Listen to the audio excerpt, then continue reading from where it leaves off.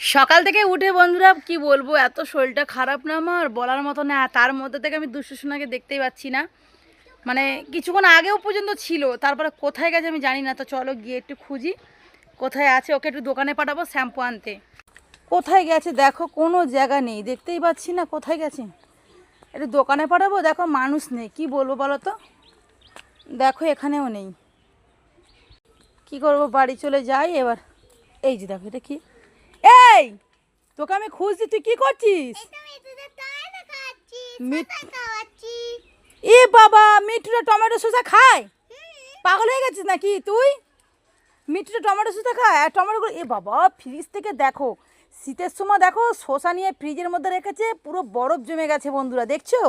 আর এই বরফ নিয়ে মিঠুদেরও খাওয়াতে এসছে, এ মানে মারবে প্রতি, মানে যতবার পাখি পুষি এ কিন্তু মেরে দেয়, এবারেও মারবে সেম। তোর মিঠুগুলো সব মরে যাবে, যা কি করতে এসছিস তুই?